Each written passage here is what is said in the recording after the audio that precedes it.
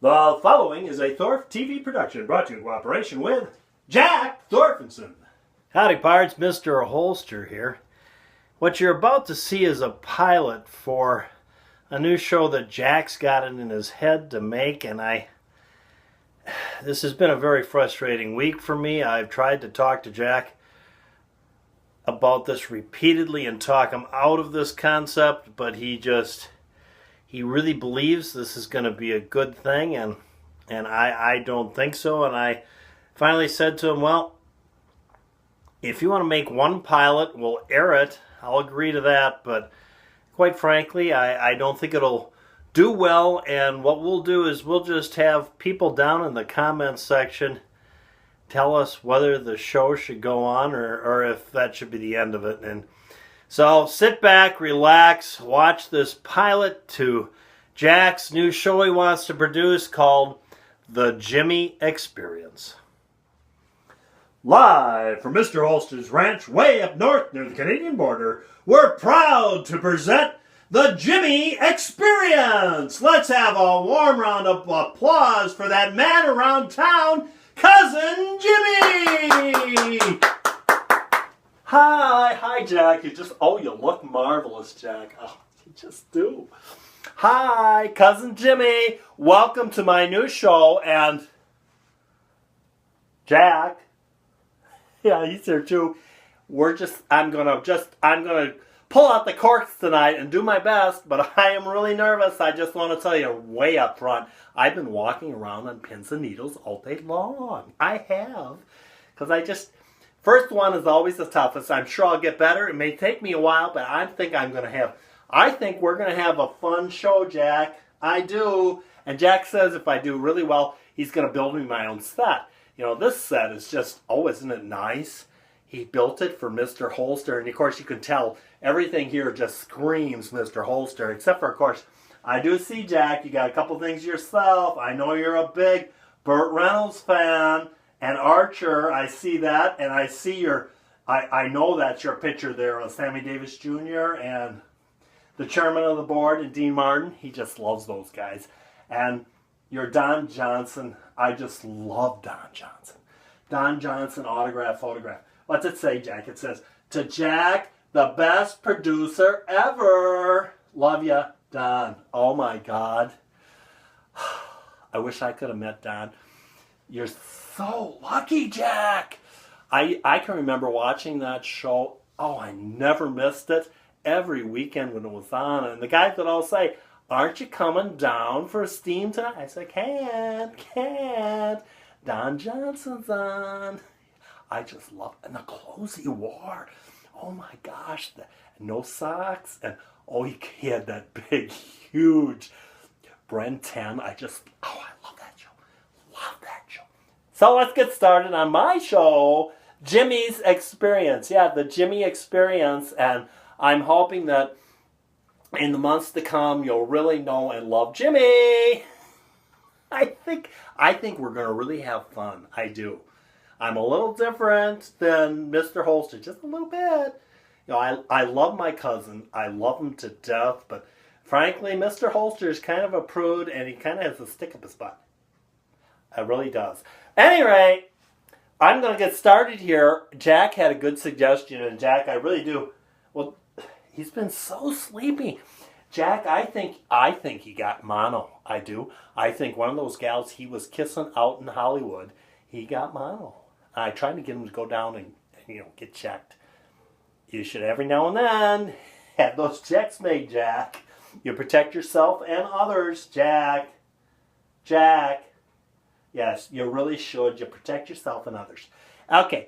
Anyways, Jack's giving me stuff. He says I should start just like MrHolster does with a cocktail. And I said, that's a really good idea. I'd like a daiquiri. And he said we don't have any rum. MrHolster has no rum. I looked through all his stuff. All he's got is rye whiskey and tequila. He's very odd. He really is. At any rate, so I got some tequila out and rye whiskey and one of those beers. I never drink this stuff. I really would prefer a gin gimlet or a daiquiri, Jack. I really would. He doesn't even have any filbert. How can I make one? At any rate, so I'm going to do that because I'm really nervous and I'll get over the hump. But Jack said I had to have a toast. Mr. Holster has his toast. He always goes to the sunny slopes of long ago. And I can't do that because that's his toast, so I need my own toast. So Jack's made a bunch of toasts up. I thought, okay, fine, we'll sit here and I'll read them to you and you can tell me down below in the comments section which one fits me best. Let's read them real quick. Here's to the top, here's to the middle, here's hoping we all get a little. Jack, that is inappropriate. Seriously, Jack? Oh my gosh. No. No, Jack. To our women, to our horses. I love horses. I like this, Jack. And the men who ride them. Jack. I'm sure you didn't mean it, Jack, but it sounds like they're riding women. No, that's inappropriate too, Jack. I don't like that. Ladies and gentlemen, to the Queen. Well, Jack, if we were in the UK, there are no queens here. Well, actually, there are a few, but no, I don't think so on that, Jack, either. Gentlemen, start your livers. Really, Jack? That sounds like something Ebomi would say. No, I don't know. This is not some low... We're not going to have a lowbrow deal here, Jack. Nope, nope, nope, nope. Maybe if it says, gentlemen, start your engines. That would be something, wouldn't it? No, I don't think so. And let's...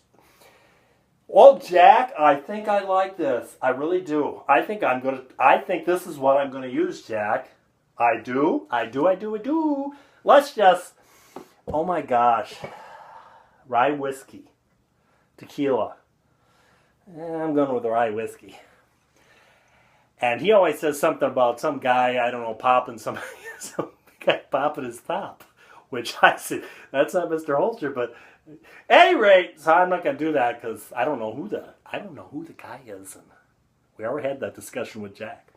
But I'm going to open this one and we'll pour a little in a shot. I'm not using Mr. Holster's shot glass. Does he ever clean these, Jack? It looks like it's filled with dust from Texas. What else has he got, Jack? Got a shot? Oh my gosh, I love this one. This is so Jimmy.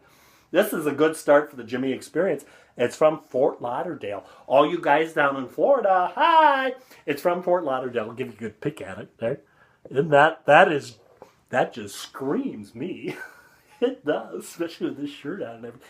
Okay, we'll do that. We'll pour a little in the shot glass.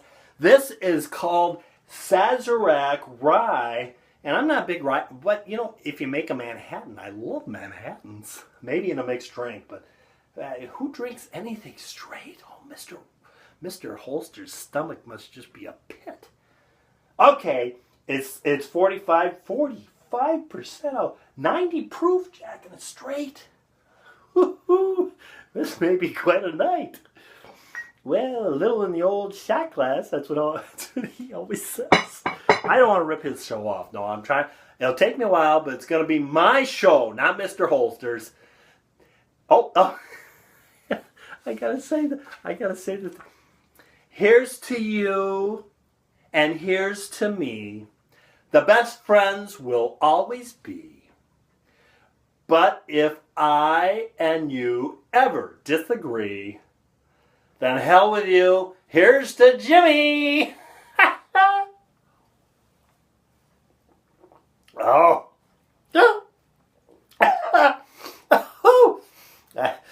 Oh my gosh.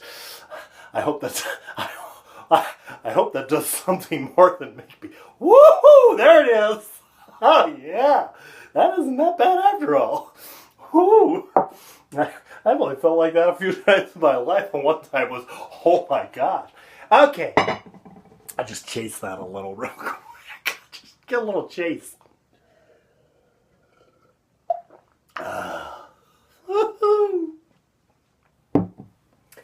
Yeah, I like that one, Jack. I think that's my toast. Here's to you, here's to me. I like that. That's good.